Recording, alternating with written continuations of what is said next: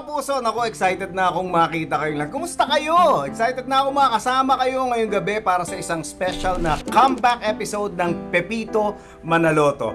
Una sa lahat, maraming salamat po sa patuloy niyong panonood ng Pepito Manaloto. Linggo-linggo, sana patuloy niyong panoorin kami dahil kami patuloy naman namin kayong pasasayahin at paliligayahin habang naka-stay at home tayong lahat at patuloy na lumalaban at umaasang matapos na ang pandemic na ito.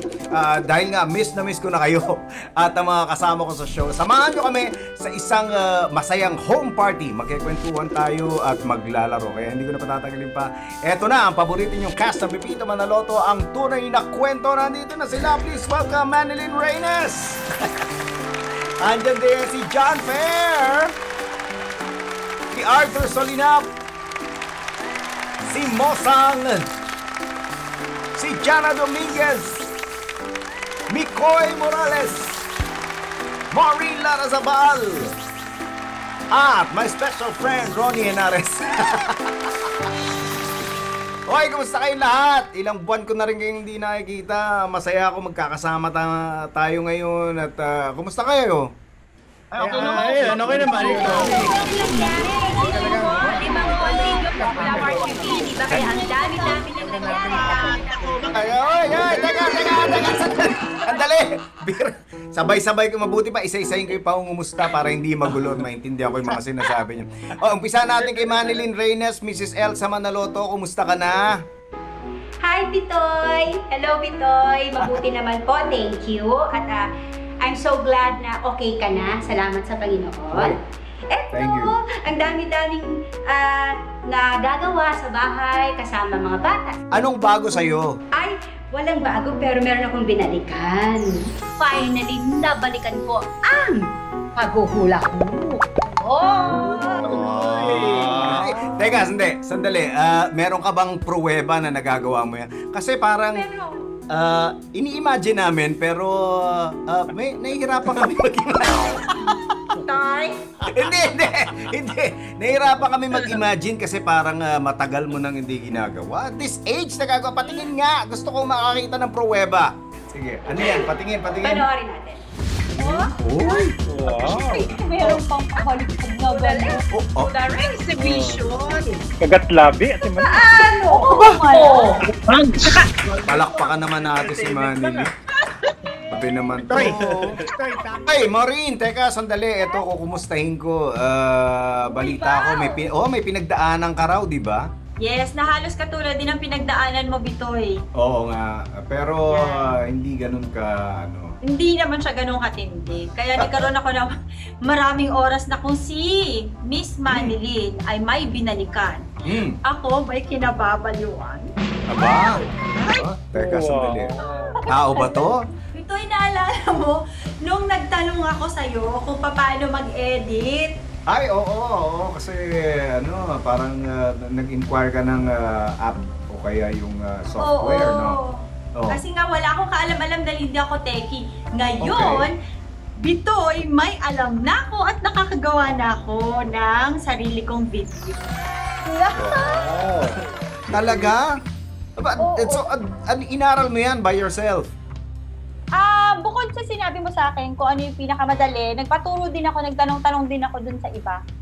Ba? Teka, na-curious ako, Sige nga. Yan! Wait. Excited ako. Ayan.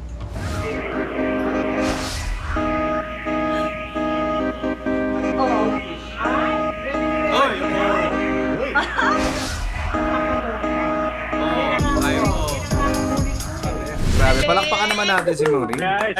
Iba yun. Ikaw nag-edit, ha? Oo, nagpatulong naman ako. Pero marunong na rin ako kasi tinuruan na nila ako kung paano. Merong pinakita si Mane, may pinakita si Mao. Ngayon naman, punta naman tayo kay John Fair. John Fair, ano ba pinagkakaabala ni Patrick? Ngayon naka-quarantine kayo. Una, Toy Bits, natuto ako magluto. Natuto ako mag-gardening. Natuto ako magkutikot ng mga bisikleta. Kuting-ting. Teka, saan ka nagbabike? Dito lang sa subdivision. Okay. Dito, paikot-ikot. Basta kailangan lang mga 1 hour na nagbibisikleta, paikot-ikot lang. Tapos at the same time, nagdi-deliver din ako ng tinitinda ko. Ngayon, yung mga ihaw-ihaw. Ebidensya pa, baka kwento lang yan. Ikaw talaga, baby, tinitira mo na naman ako. Tingnan mo yung likuran mo para kami sungay sa likod. Gaming yan! Gaming chair! Gaming chair! Teka, sandali. Oy, kayong dalawa, eto na naman kayo eh. Sandali, awatin ko muna itong dalawang to bago magsuguron sa mga bahay. Mosang, sige, total, binato sa'yo yung comment na yon. At anong bago, magkwento ka naman, Mosang, anong bago sa buhay ni Baby? Wala akong ginawa kundi kumain, matulog, matulog, lumaki.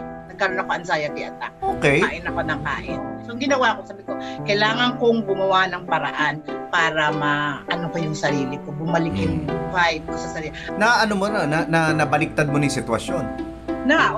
I started, ito nga yun, yung ayoko talagang gawin to kasi hindi naman talaga ako mahilig ko, na-insecure ako pumunta sa mga gym kasi ang gaganda ng katawan, tapos kailangan naka-makeup. Pero na-realize ko, sabi ko, oo nga no, gagawin ko na lang sa loob ng bahay ko kasi walang makakakita. Sarili ko lang masusuka, hindi madami. Charot! Ano ka ba? Ate mo. Oo, ginawa ko. Nag-exercise ako on my own. At saka, syempre, si Patricia, nanood ako ng mga zumba niya, in-encourage niya ako, kahit sabi niya, huwag kang magmadali, kahit mabagal, gawin mo para lumakas ka. Yun naisip ko, kasi nangihina na rin ako physically, at emotionally lalo. So, Go, Ate Mo! Go! Hoy, Arthur! Ikaw naman, ano bang bago sa'yo? Anong nangyari during quarantine? Banding lagi everyday with Shiloh. Asan na yung video mo? I-flex mo naman. Tapos yun, nagpagupit ako kay Rochelle. Ay, ba't ganyan yung gupit mo? Ang ganda! okay ba yung kayo mo? Page ni Rochelle? Okay ba kayo? Yan yung una. Isa lang masasabi ko dyan, you look fine. Fine na fall. Mukha kang pinya eh. Tawan mo siya, Parang, eh. Gupit din kasi ako. parang ang nakagante. Nakagante si Rochelle. Kuya Art, sakto na Rochelle, no? sakto na uso ngayon yung mga plantito tsaka plantita. Mukha kang plant.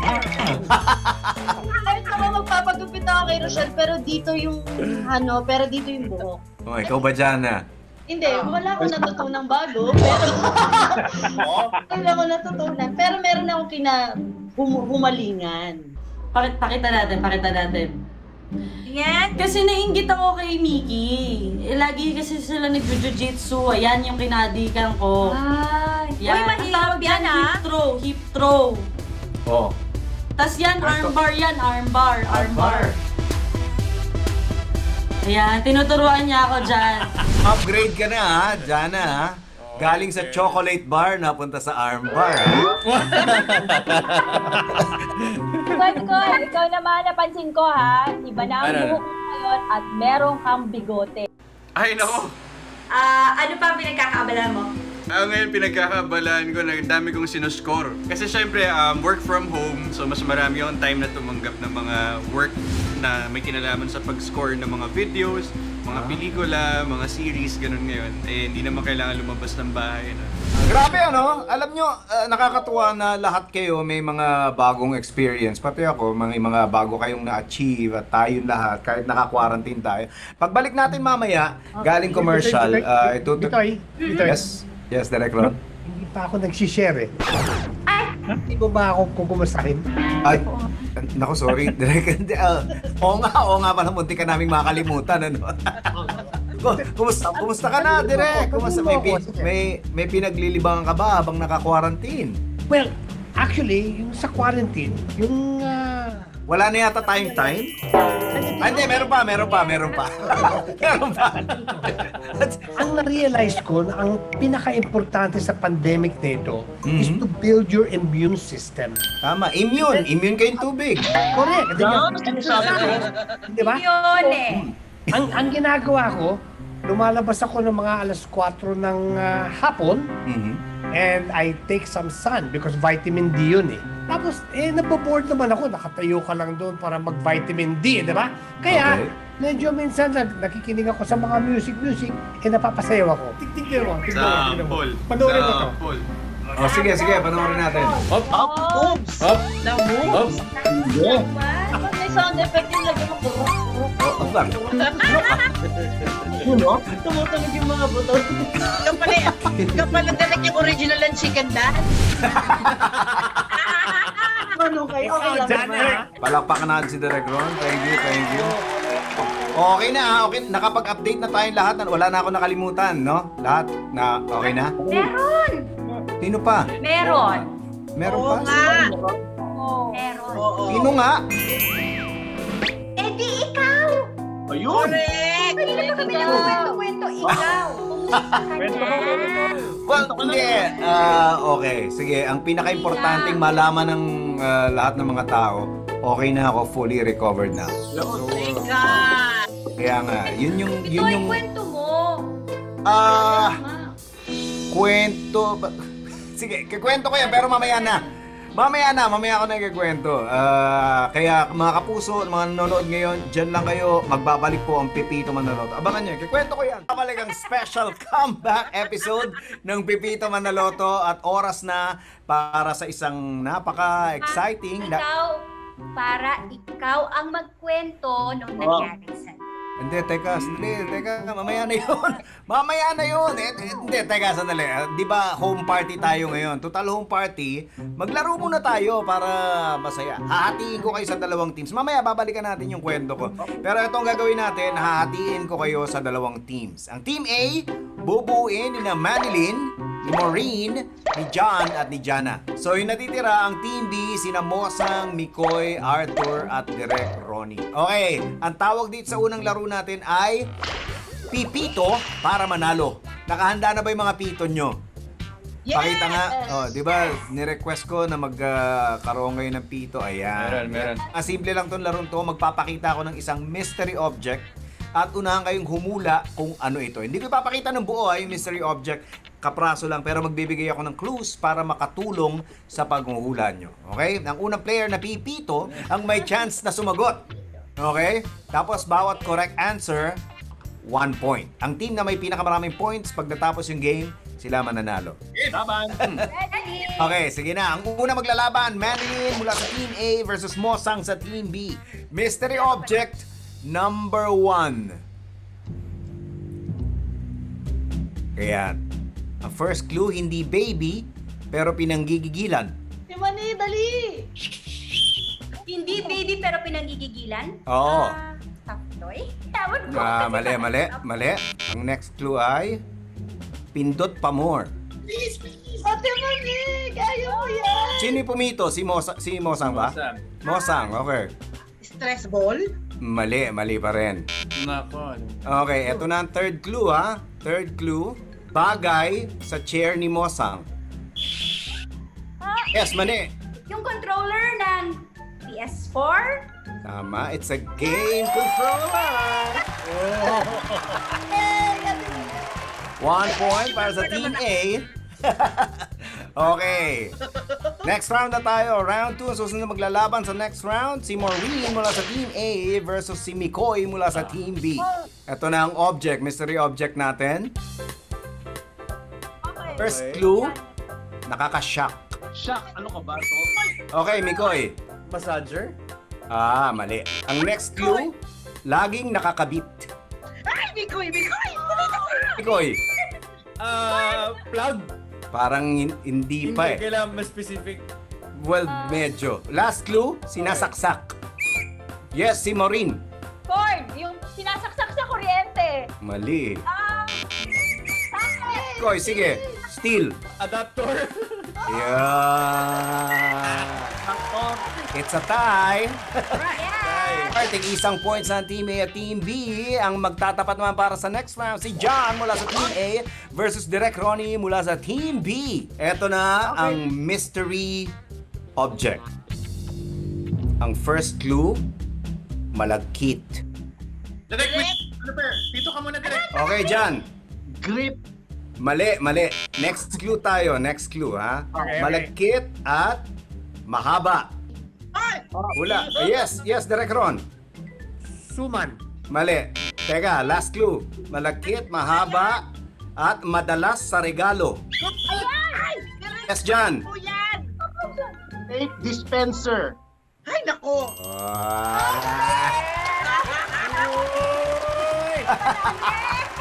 Team A meron ng 2 points, Team B 1 point. Okay? Pagkakataon ni Arthur para bumawi. Ang huling maglalaban si Jana mula sa Team A, Arthur mula sa Team B. Ang first clue ay uso ngayon. Ay! Jana. Yes, Jana. Ano yan? Thermometer, no? Ang galing na! Ang galing na! Mali! Hindi yan thermobal! Thermobal yan! Thermobal! Mali! Mali yan! Not-accepted! Thermometer siya, pwede sa tenga, pwede sa noo. Pwede. Pwede. Nakuha ka agad. Okay. Ito natin yung amin. Mahaba na malagkit. Hindi tama yun.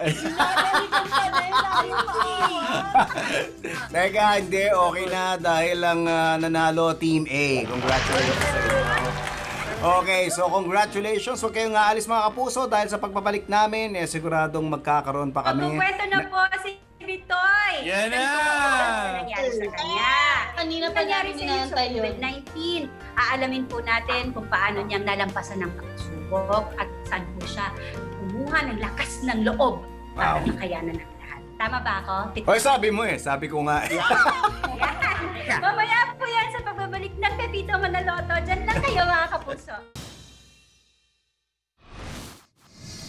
Hello, BSS. Magandang gabi. It's 10:56 p.m. It's Tuesday, July 14. Nung huli ako nag-vlog, that was Saturday, I guess, or Sunday. Napansin niyo na siguro medyo nag-iiba yung boses ko. Well, I was experiencing flu-like symptoms. So in a way, gusto kong mamulat yung mga mata ng mga...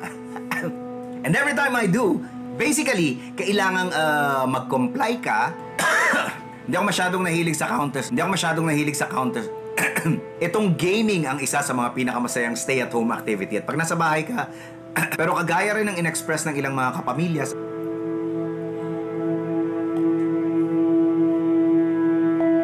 Siyempre, nag-isolate na kagad ako, nag-quarantine na kagad ako.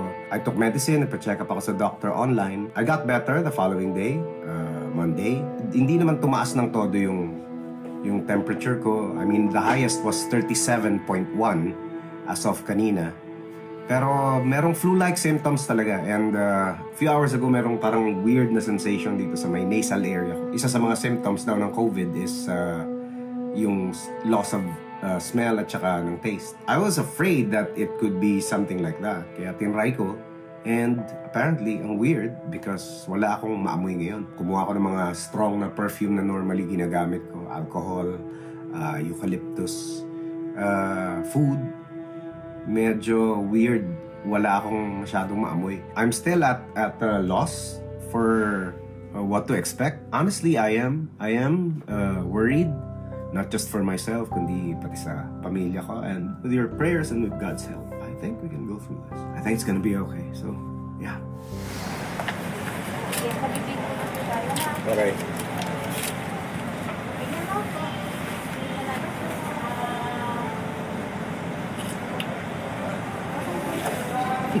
Okay. Okay lang. Ilong na po tayo, sir. Ilong na, sige. Take a deep breath muna. Okay. Okay. Relax lang, sir, ha?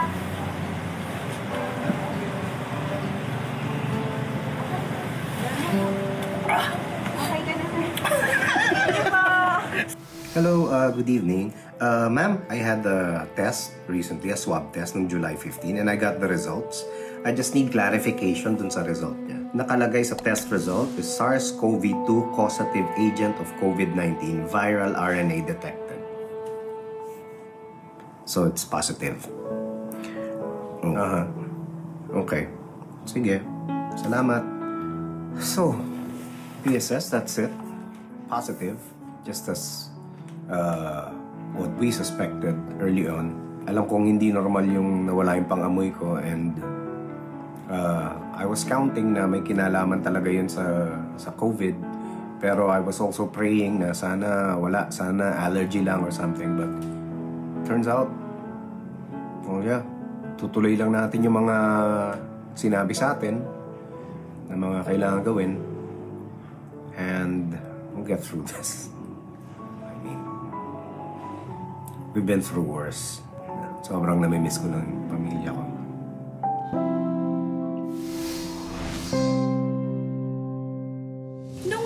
Nung nangyayari lahat yun, ano yung pumapasok sa isip mo? Yung paggising mo bago ka matulog, paano? Ano yung kondisyon? Paano mong kinondisyon yung isip mo? Ilalagay mo na lang sa kamay ng Diyos talaga lahat na itong araw na to nakalaan para sa Kanya at saka may purpose yung bawat araw.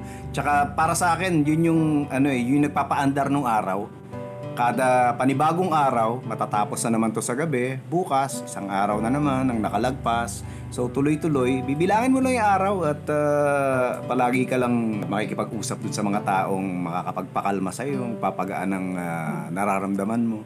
At saka yun, pagka yung tahimik na lahat, yun na, pwede ka na magdasal at nasisiguro mong nakikinig sa iyo ang Diyos. Na-depress ka ba? Actually, yun din sana yung itatanong ko eh.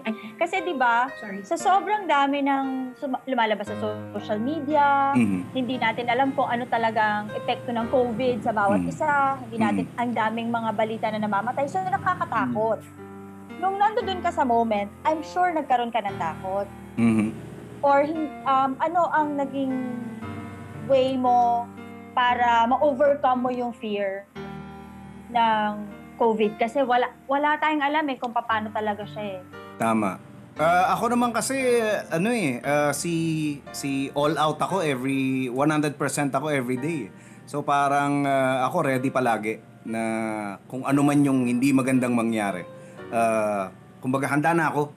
Parang ginawa ko lahat ng kaya kong gawin. Every day, ginagawa ko lahat ng pwede kong gawin. Hindi lang sa pag-entertain ng mga tao, kundi lalong-lalo na sa pamilya ko, yung pagmamahal na naibibigay ko sa kanila at naibabalik ko sa kanila, pati sa mga kaibigan. Yun yung talagang, yun yung pinakamagandang, magandang paghahanda na pwede mong gawin. Yung ready ka sa lahat ng pwedeng mangyari. Kaya nung nagka-COVID ako, parang, posibleng challenge lang, at kung challenge to, handa ako sa lahat ng challenge na pwedeng ibigay sa akin.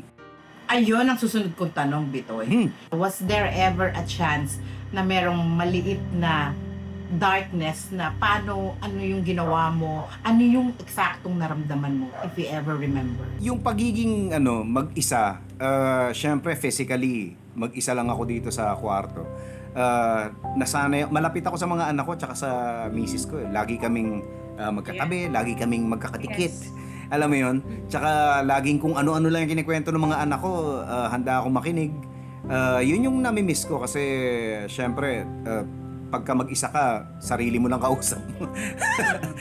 Kahit nakatulong yung technology, totoo, aminin ko. Dahil may means kayo para magkita 24 hours a day, naka-on yung CCTV namin, yung monitor namin, nagkakausap kami.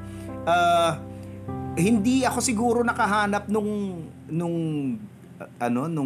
dark moment dahil alam kong marami akong pwedeng gawin during these times. At saka isa sa mga may advice ko talaga yon sa mga tao kasi ang kagaya ng sinabi ko doon sa sa mga vlogs ko, ang pinakamatinding kalaban mo lungkot. At pag nalungkot ka, malamang ma-stress ka. At pag na-stress ka, doon ka papasukin ng sakit. So, para hindi tumodo yung sakit sa katawan mo, dapat gumawa ka ng paraan. Stay positive here, kahit positive ka sa health.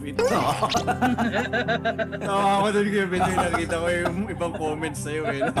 Pero ako yung Bitoy, ako rin, pinakita nga kanina yung excerpts ng vlog mo, tsaka napanood ko rin yun nung nilabas mo. And gusto ko lang sabihin na ang tapang mo na para isama kami dun sa journey mo na yun, na ipakita sa amin what's happening. Pero despite dun sa mga nangyayari outside, curious ako kung meron ka bang nung time na yun, kasi syempre, di ba, yung takot, yung everything, yung lungkot, mag-isa ka, meron ka bang na-realize or nakita na or nagbago sa perspective mo na hindi mo nakita dati dahil sa experience na yun? Siguro yung yung hindi, pareho kami nang sinishare ni Ayoy yung misis ko, na parang hindi enough yung tulong na nagawa mo para sa kapwa. Parang meron pa pwede pa Meron pa. Oo, parang marami ka pang pwedeng tulungan. Kahit malaki, kahit gaano kaliit. Basta yun nga, yun din tinuturo namin sa mga anak namin. Maganda makahanap ka ng kahit maliit na project na may narinig kang kailangan ng tulong. Mag-reach out ka kahit papano. Kahit sa papano. Hindi kailangan hindi kailangan dahil meron kang ibibigay na pera o pagkain o kung ano man. Yung simpleng pagtawag lang, yung simpleng pag-text lang. Kumusta? Oo. Yan, malaking bagay na meron kang mga ganong nai-extend na tulong sa kapwa mo. Actually, kahit hindi mo kilala. Lalo pa ako, di ba, mahilig ako mag-post sa social media. Kaya nung nakita ko na parang responsibilidad ko na makatulong sa kahit sinong nanonood sa akin, ginawa ko ng paraan. Yung pagiging positive nung katawan ko sa COVID, ginawa ko na lang into something na positive na positive na deed. Yeah. I'm sure a lot of people are asking and are curious because alam nila na very safe ka Parati ka na sa bahay, hindi ka maalis. You're very safety conscious. How do you think you got it? Yun din na akala ko na hindi kami maaabot ng COVID dito. Pero may paraan talaga at tingin ko hindi masama. Hindi masama na nangyari sa akin. Parang kung tutuusin, nakatulong pa dahil ngayon naging doble na yung ingat ko. Doon sa vlog ko, diniscuss ko yung mga possibilities. Ang pinaka-posible talaga ay yung pagpapasa-pasa ng mga items. Kaya ang payo ko sa lahat ng mga nanonood ngayon, lagi kayong mag-ingat, laging siguruhin malinis palagi yung mga kamay ninyo at saka yung mga paligid ninyo para talagang walang makapasok na mikrobyo o virus sa loob ng pangangatawan ninyo. Ako, may tanong ako. Okay, sige, ano yun? Ano? Pwede ba tayong maglaro ulit mamaya para masaya? Manalo nung congratulations! Okay, sige. Oo nga. Maglalaro tayo pagbalik natin. Mga puso dito sa home party ng Pepito Manaloto. Oras na uli para maglaro. Ang dami niyong nire-request. Paliwanag ko lang, simple lang ulit itong laruin natin. Ang second game natin, ang tawag dito ay Bring It Tommy! So may hihingin lang ako mga bagay na makikita sa mga bahay nyo dyan sa palipaligid. Unahan kayong kunin to para ipakita sa camera. Okay, kailangan i-present nyo sa camera. Tapos, hihintayin yung pumito ako bago kayo tumakbo. Ito yung pito ko, ha? Di ibang tono to, ha? Wow! Yan, ganon. Basta pag pumito ako, tsaka lang kayo tatakbo. But wait! Okay. There's more! More! Para makuha nyo yung point, kailangang magawa nyo yung task na ibibigay ko sa inyo dun sa gamit na nakuha nyo na inutos ko. Okay? So, may utos akong kunin nyo. Task pa? Oo, dadalhin nyo. May ipagagawa ako dun sa gamit na yon at kailangan gawin nyo para makakuha ng points. Maliwanag? Approve! Okay, sige. Let's play! Eto na, ang unang magbabangga ay si Manilyn ulit from Team A versus Mosang from Team B. Ready na kayo? Manilyn versus Mosang, magdala kayo ng toilet paper! Toilet paper! Bring it, Tommy! Oy! Nauna si Mosang. Mane, sorry, nauna si Mosang. Pero hindi pa tapos, ha? Para mo makuha ang point, kailangan mong gawin tong task na to within 20 seconds. Okay? At ang gagawin mo, Mosang, ibalot ang buong ulo mo ng toilet paper within 20 seconds. Ready? Buti na hindi ako nanalo. Okay, timer. Dali, Mos, dali! Kaya mo yan! 6, Naputol, bawal naputol! 8, Yes! 9, Alright! Bagal ako bilang. 11. Kakampi mo yan 14, 15, 16, 17, 17, 9. Okay na, parang okay na, no? Okay, palakpakan natin si Mosang. Ganyan ka na lang, ha? Ganyan ka lang. May picture taking ba to? Yeah, meron. Okay, 1 point para sa Team B! Next round! Ito na ang grudge match between Maureen and Mikoy. Mikoy, kaya mo yan, Mikoy. Magdala kayo ng isang basong tubig! Tommy! Ito na. Basong tubig. Ay! Water ba yun? Tumbler! Pwede na. Pasado na yan. Oo, pasado na. Nauna si Mikoy. Teka, sandali. Hindi pa makukuha yung point. Teka, hoy. Hindi pa. Wala pang point. Kailangan gawin mo muna tong task na to, ha? Okay. At ang kailangan mong gawin, inumin mo ang tubig, pero huwag mo lulunukin. Sige. Dali, sige. Inom. At huwag mo lulunukin. Part 1 yan. Sige na, ready? And go! Sanay kang uminom. At ang part 2 niyan ay kumanta ng happy birthday song na walang masyadong matatapon. Ready? Sing!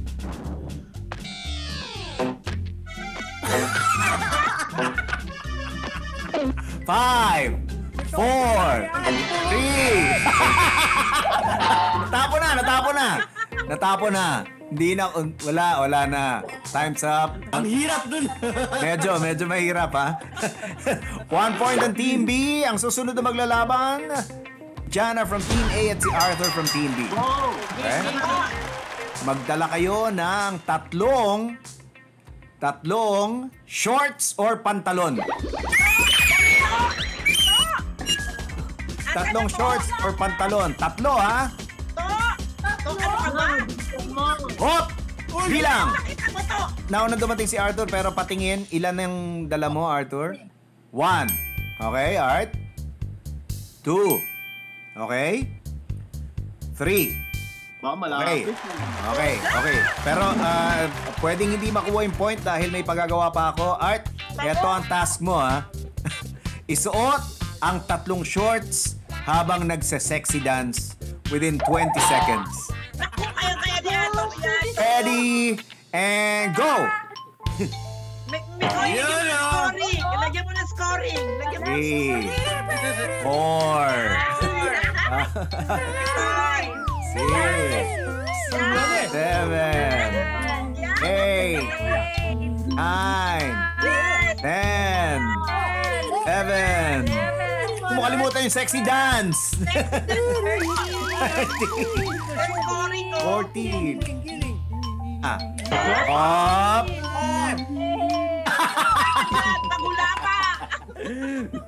Okay, naisuot na. Bigay na natin ang point.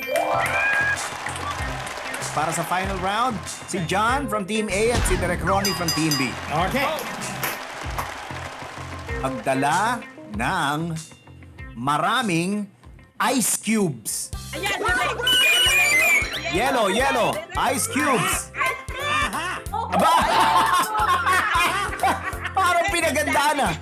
Ang dami niya na. Tayo natin Bago na akong refrigerator ngayon, Toy. Isang cooler yan, no? Sayang, Jan, mas marami yung ice cubes mo, pero mabilis si Direk Ronnie. Nauna. Teka. Oo, para makuha ang point, kailangan gawin itong task na to. Okay, anything. Kumuha ka ng isang ice cube, Direk, at ilagay mo sa noo mo. Tapos padulasin mo hanggang pumasok sa bibig. Ready, go! Again. Bibig, direct bibig. Kailangan niya ng malagkit. Okay. Again. Pwede pa yan. Ang laki. Try mo, Kuya Jan. Baka magawa mo agad. Again.